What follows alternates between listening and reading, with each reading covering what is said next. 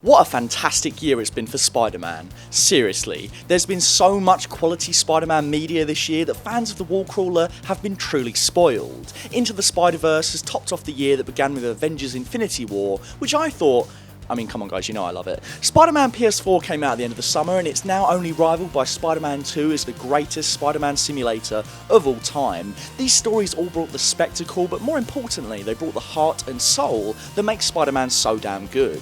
It's not just been notable because of the quality of these stories though. In 2018 we've gotten some of the riskiest, most diverse uses of Spider-Man ever put to screen, and all of them worked. You got given the teenage Spider-Man, still trying to find his place in the world, still trying to get the validation from the people he looks up to, and earn the right to be an Avenger. You got Insomniac Spider-Man, a little older, a little wiser, struggling to keep things together with Mary Jane, and suffering his biggest loss since Gwen Stacy. You got Jake Johnson's even older, a lot less wiser, big up-bellied Spider-Man. He thinks he's charming, he loves burgers and bagels, and he has no time for your supervillainous tropes. With more than a few shades of Mr. Incredible thrown in there, how refreshing was it to see a Spider-Man who had let himself go, only for us to find out that, of course, he's every bit the hero worthy of the name. After years of wanting it, we finally got Miles Morales? Him. His arc in Into the Spider-Verse was a joy to see, and when he finally put his spray-painted costume on and took New York for a spin, you got treated to probably the best animation you'll see all year. I'm shocked we've never seen big-budget Spider-Man animation on the big screen before. The character fits the medium like a glove, and watching him zip around in this movie is some of the most fluid, visually pleasing Spider-Man web-swinging we've ever seen. Don't get me started on how cool Spider-Gwen was, or Penny Parker, or Spider-Man Noir, or Peter Porker.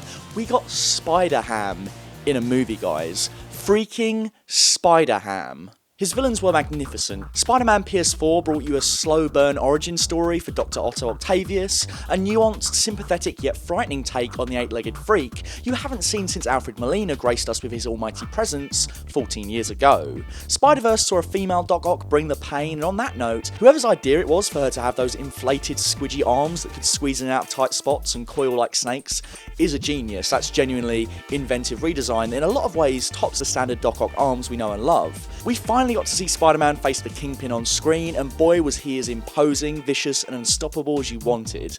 Plus he looks kind of cute, he's all like big and he looks a little bit like that I Love It music video, no? Spider-Man was involved in one of the most high-stakes battles for the universe, and a high-stakes battle for the multiverse, yet still both of these iterations managed to be emotional, intimate affairs. That is staggering. You got to see imagery you never thought possible on the big screen. You saw Spider-Man kick Thanos and meet the Guardians of the Galaxy, you got to see a loving homage to the Batcave, but 100% more Spider-Man flavoured, and it was awesome. Oh, and major spoilers here, who would have thought we'd see Spider-Man die 3 times on the big screen in 1 year? And that probably wasn't even the moment where you cried.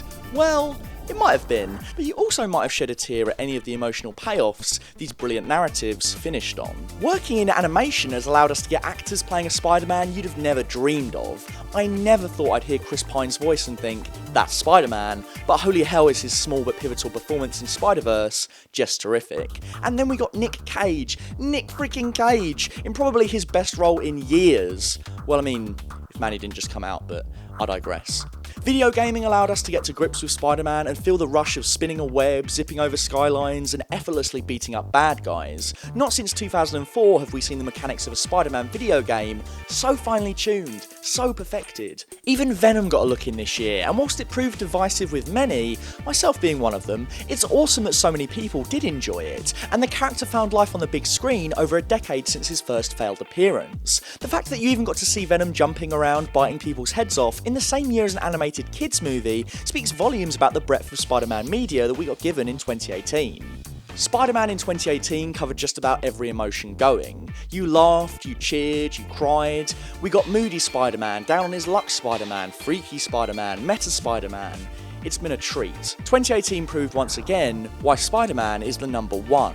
why he's the greatest superhero of all time, the hero that can inhabit a place in anyone and everyone's heart. Everything you experienced from Spider-Man this year captured the essence of the character perfectly and reminded you why he will endure for many years to come. Like next year, when we're going to get that sweet red and black suit, as well as one of Hollywood's finest actors playing Mysterio. On a one-way ticket to give all your favourite Marvel villains a run for their money. There was something Spider-Man for everyone this year.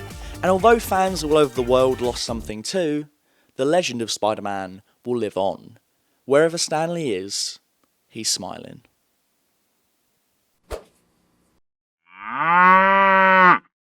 Thank you for watching this week's episode of Full Fat Videos. Whether it be video essays, movie pitches, retrospectives, or our weekly Doctor Who discussion show, you can find it all here at our channel. So don't forget to subscribe and follow us on MySpace.